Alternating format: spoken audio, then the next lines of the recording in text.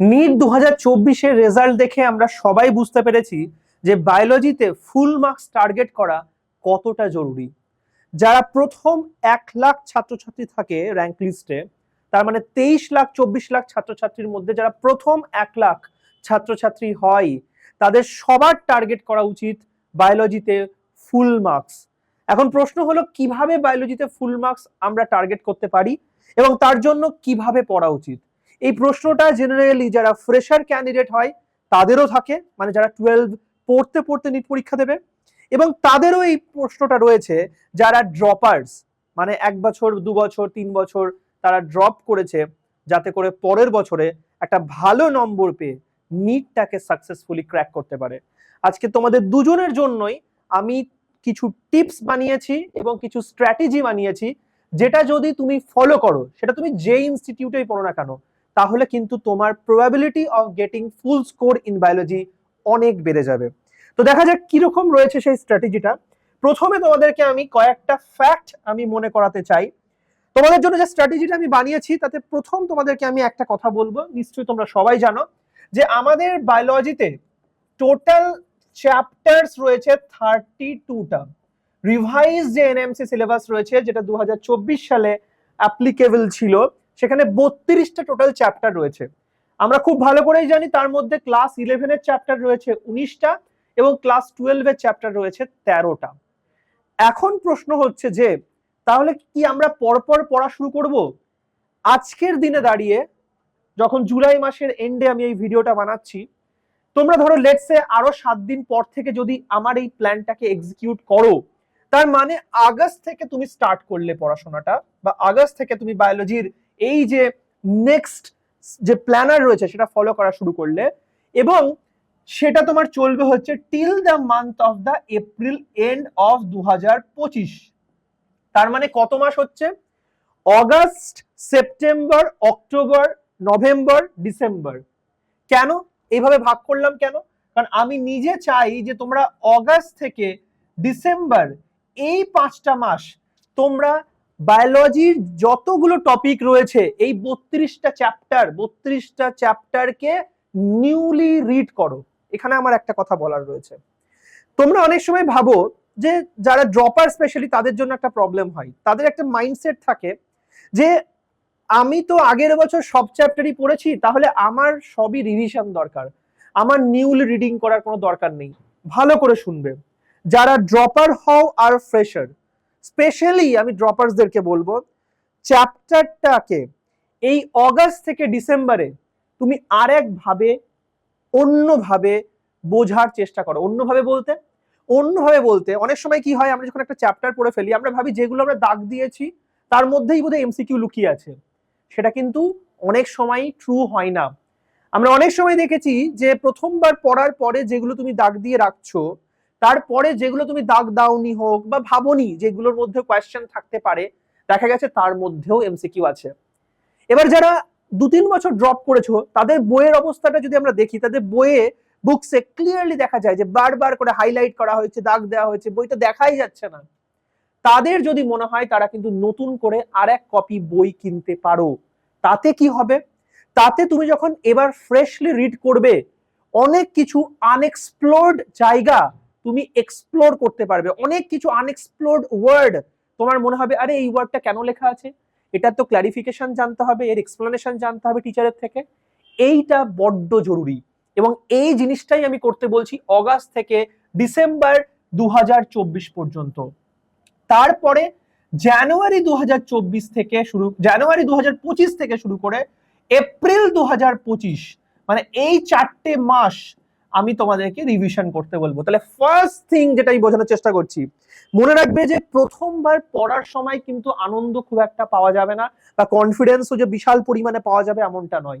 কনফিডেন্সটা পাওয়া যায় যখন সেকেন্ড ফেজে আমরা রিভিশন করতে স্টার্ট করি, যেটা বড্ড জরুরি। কারণ জানুয়ারি মান্থ থেকে যদি তুমি কনফিডেন্স গেইন করতে না পারো, যদি তোমার সেই সময় সেলফ কনফিডেন্স না আসে এবং ভালো লাগা, মানে নিটটা ক্র্যাক করবে, দেখো একটা পজিটিভিটি সবসময় থাকতে হয়। আমাদের যদি আশা বা অপটিমিজমটা চলে যায়, তাহলে তো যে কোনো সময় আমাদের মনে হতে পারে প্রিপারেশন হয়তো শুরু করে দিয়েছি, তারপরেও কিন্তু মনে হতে পারে যে প্রিপারেশনটা শুরু করা কি ঠিক হলো। এই কোয়েশ্চেনটা যাতে মনের মধ্যে না আসে, তার জন্য দরকার কনফিডেন্স, এবং সব থেকে বেশি এই কনফিডেন্সটা দরকার পড়ে জানুয়ারি মাস থেকে। তার কারণ তখন একটা ফিল আসে যে এই তো পরীক্ষা চলে এলো, এবার কি হবে, এই তো পরীক্ষা চলে এলো, এবার কি হবে। তাই জানুয়ারি মাস থেকে কিন্তু সবার মানে মেক শিওর করতে হবে যে রিভিশন প্রোগ্রাম স্টার্ট হয়ে গেছে, এটা করতেই হবে। তাই এইটুকু সময় অগাস্ট ডিসেম্বর, যে প্রথম এই যে 5টা মাস বললাম, এই 5টা মাস মানে August September October November December, এই 5টা মাস তোমার থাকবে হচ্ছে পিওরলি ফ্রেশলি রিড করা চ্যাপ্টার গুলোকে। আর জানুয়ারি টু এপ্রিল এই যে 4টে মাস, এটা থাকবে হচ্ছে রিভিশন। স্পেশালি ড্রপাররা তো এটা ফলো করতেই হবে, যারা ইভেন ফ্রেশার্স রয়েছে তাদেরকেও কিন্তু এটা ফলো করতে হবে। This is the very first thing, বারবার বলছি, that is the very first instructions, suggestions, যাই বলো না কেন আমার সাইড থেকে এটাই। সেকেন্ড যেটা হচ্ছে সেটা হচ্ছে যে পুরো বায়োলজির, এটা গেল 1 নম্বর পার্ট অফ আমার discussion. Part 2 of my discussion, এই যে 32টা চ্যাপ্টার রয়েছে, এই 32টা চ্যাপ্টারকে তোমাদের এনসিইআরটি তে তো একটা ভাবে ইউনিটস বলে লিখেছে, যে এই ইউনিট সেই ইউনিট করে লিখেছে। আমি 11 12 সবকিছু আমি মানে এটা ভুলে গিয়ে আমি এই তোমার 32টা চ্যাপ্টারকে আমি একটু অন্যভাবে সাজিয়ে দিচ্ছি, যেভাবে তোমার পড়া উচিত এবং রিভাইজও ঠিক এইভাবেই করা উচিত। তবেই তুমি কিন্তু তাড়াতাড়ি জিনিসগুলোকে পড়তে পারবে এবং তাড়াতাড়ি রিভাইজও করতে পারবে। সব থেকে ইম্পর্টেন্ট জিনিস ভালো করে শুনবে। So part 2 of my discussion is that, যে কিভাবে চ্যাপ্টার গুলোকে ক্লাবিং করব বা কিভাবে চ্যাপ্টার গুলোকে আমি গ্রুপ করে নেব। প্রথম গ্রুপ, আমি তোমাদের জন্য 7টা গ্রুপে চ্যাপ্টারকে আমি ডিভাইড করেছি, তাতে 32টা চ্যাপ্টার আছে। গ্রুপ 1 এ আমরা কি পড়ছি? ফার্স্ট গ্রুপে মাথায় রাখবে, প্রথম যে গ্রুপটার আমি নাম দিচ্ছি গ্রুপ 1, সেখানে তোমার প্রথম গ্রুপটার নাম হচ্ছে জেনেটিক্স গ্রুপ। আচ্ছা বলে রাখি, প্রত্যেকটা গ্রুপ আমি যে সিকোয়েন্সে লিখেছি সেই সিকোয়েন্সেই যে পড়তে হবে এমনটা কিন্তু নয়, বাট গ্রুপটাকে একসাথে পড়বে। মানে আমি যে 7টা গ্রুপের মধ্যে প্রত্যেক গ্রুপের মধ্যে যে চ্যাপ্টারগুলো রয়েছে সেগুলোকে পরপর পড়ার চেষ্টা করবে। বাট গ্রুপগুলো এরকম হতেই পারে, দেখো তোমরা এক একজন এক একটা ইনস্টিটিউটে পড়ছো, সবাই তো এরকম নয় প্রেপেরেই পড়ছে, অনেকে এরকমও রয়েছে যে বিভিন্ন ইনস্টিটিউটে পড়ছো। তাদের জন্য আমি বলবো গ্রুপের চ্যাপ্টারগুলো পরপর পড়বে। কিন্তু তোমার যদি একটা গ্রুপ ধরে নাও, একটা গ্রুপ ধরে নিলে সেই চ্যাপ্টারগুলো তুমি পরপর পড়ো। কিন্তু যদি মনে হয় যে না গ্রুপগুলোকে তুমি অন্য সিকোয়েন্সে করবে, সেটা তুমি করতেই পারো। আমি গ্রুপগুলো লিখি আরো বুঝতে পারবে ভালো করে। গ্রুপ 1 হচ্ছে জেনেটিক্স গ্রুপ। জেনেটিক্স গ্রুপের টোটাল 4টে চ্যাপ্টার রয়েছে, 1 2 3 and 4। নাম্বার 1 হচ্ছে ক্রোমোজোমাল জেনেটিক্স, যেটা বইয়ে ইনহেরিটেন্স বলে বা ইনহেরিটেন্স বলে যে চ্যাপ্টারটা আছে, দ্যাট ইজ ক্রোমোজোমাল জেনেটিক্স হচ্ছে গ্রুপ 1 এ প্রথম যে চ্যাপ্টারটা আমি বলবো, ক্রোমোজোমাল জেনেটিক্স। তারপরে হচ্ছে মলিকিউলার জেনেটিক্স মানে কিন্তু ডিএনএ সিনথেসিস, প্রোটিন সিনথেসিস, এটা হচ্ছে তোমার মলিকিউলার জেনেটিক্স। তারপরে হচ্ছে জেনেটিক ইঞ্জিনিয়ারিং এর যেটা আছে তার অ্যাপ্লিকেশন, আগে প্রিন্সিপালস, তারপরে হচ্ছে জেনেটিক ইঞ্জিনিয়ারিং, তার অ্যাপ্লিকেশন। আমাদের ফার্স্ট গ্রুপ ডান। তো ফার্স্ট গ্রুপে আমাদের কটা চ্যাপ্টার এলো? 4টে চ্যাপ্টার এলো। গ্রুপ 2 কি? গ্রুপ 2 হচ্ছে 2 নম্বর গ্রুপ। 2 নম্বর গ্রুপের নাম হচ্ছে human physiology and human pathology group. তাহলে 2 নম্বর গ্রুপটার নাম হচ্ছে human physiology and human pathology বা হিউম্যান হেলথ অ্যান্ড ডিজিজ, এই গ্রুপটা। এই গ্রুপের মধ্যে কতগুলো চ্যাপ্টার রয়েছে? হিউম্যান হেলথ অ্যান্ড ডিজিজের মধ্যে টোটাল ফিজিওলজি অ্যান্ড ডিজিজের মধ্যে 9টা চ্যাপ্টার রয়েছে। কি কি চ্যাপ্টার? প্রথম হচ্ছে breathing and exchange of gases, ইওজি বলে আমি লিখলাম। 2 নম্বর হচ্ছে তোমার ব্লাড অ্যান্ড সার্কুলেশন এবং circulatory system, so blood and body fluid এবং তার সার্কুলেটরি সিস্টেম টোটালটা, মানে কার্ডিওভাস্কুলার সিস্টেমটা। 3 নম্বর হচ্ছে এক্সক্রিটরি সিস্টেমটা। 4 নম্বর হচ্ছে neural coordination.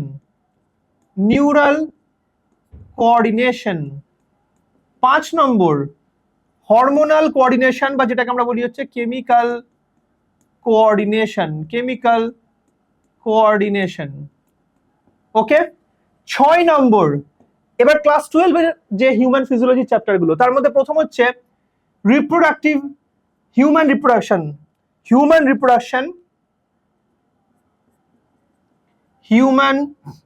Reproduction. 7 number reproductive health. 8 number locomotion and movement. 9 number human health and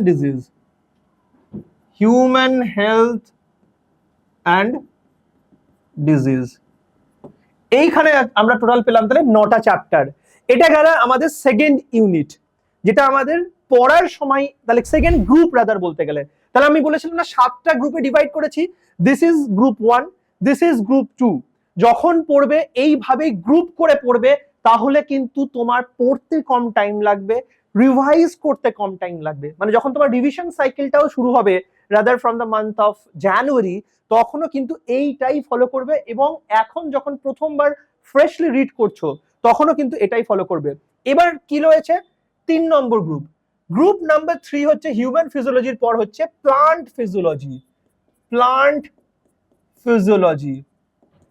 ফিজিওলজিতে প্রথম তোমাকে যেটা জানতে হবে, এই গ্রুপে কি কি রয়েছে। ইন প্লান্ট ফিজিওলজি 3টে চ্যাপ্টার রয়েছে, 3টে chapter.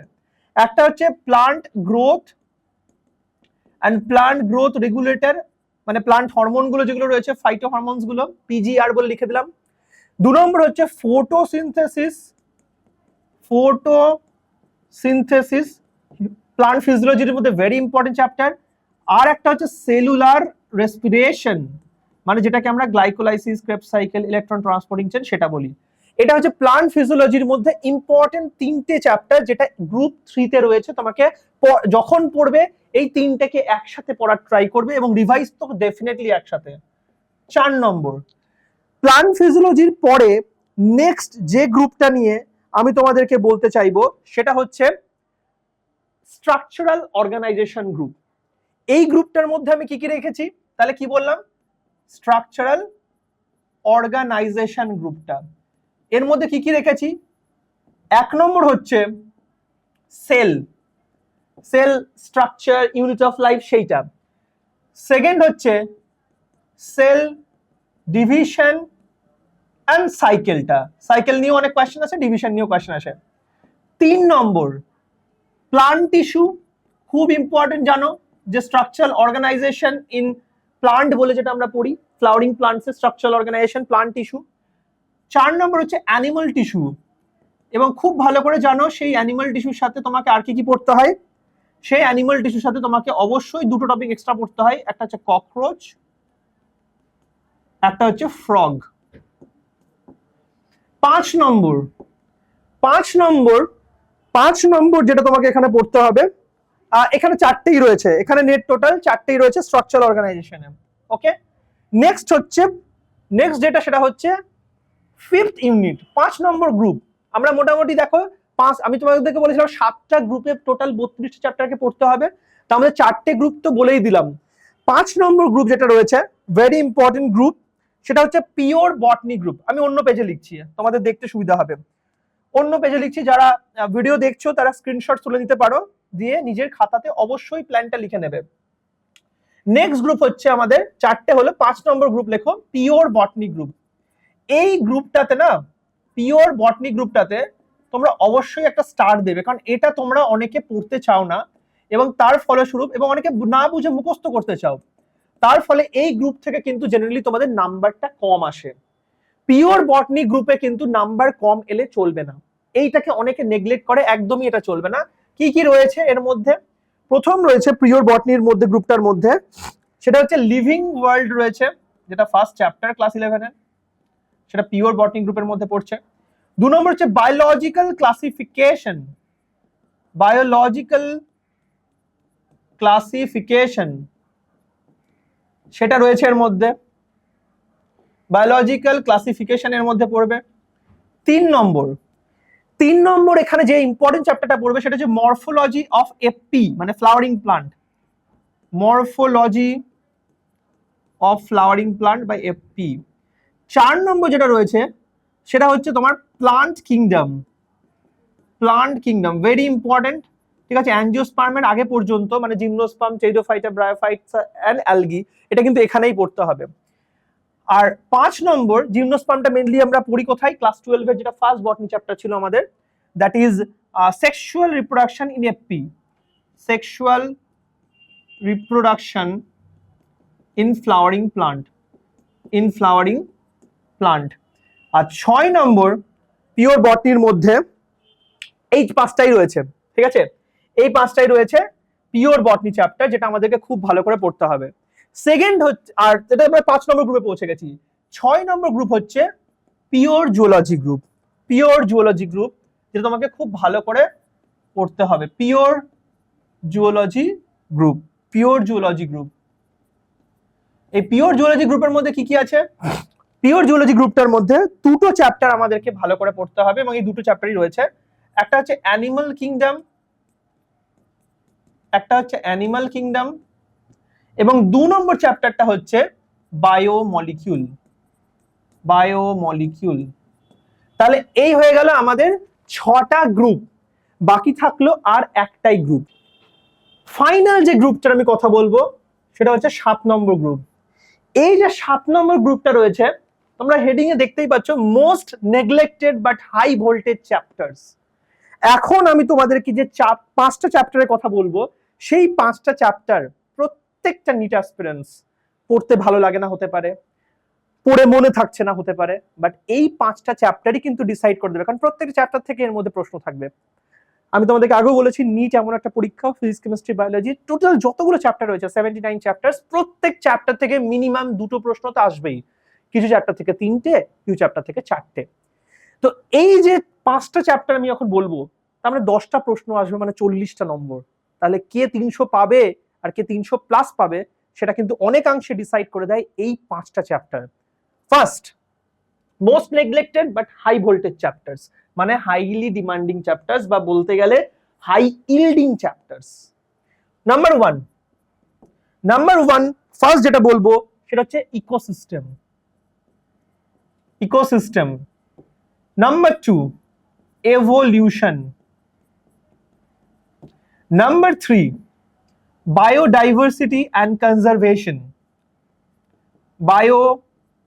Biodiversity and conservation. Number 4, organism and population. And number 5, microbes in human welfare. এই যে 5টা চ্যাপ্টার বললাম, প্রত্যেকটা স্টুডেন্ট, হ্যাঁ পড়তে হয়তো ভালো লাগে না, কারণ কারই ভালো লাগে এই যে অর্গানিজম এন্ড পপুলেশনের কে অ্যাবিন্ডেন্স কি, কে বার্নাকেল কার সাথে কি সম্পর্কে আছে, এগুলো পড়তে ভালো লাগে না, বাট এই 5টা চ্যাপ্টার তোমাকে পড়তে হবে এবং ভালো করে মনে রাখতে হবে। তার জন্য ট্রিক্স রয়েছে, তার মনে রাখার টেকনিক্স রয়েছে, যেটা আমি ডেফিনেটলি আমি যদি তোমাদেরকে যখন পড়াবো সেটা আমি তোমাদেরকে বুঝিয়ে বলবো।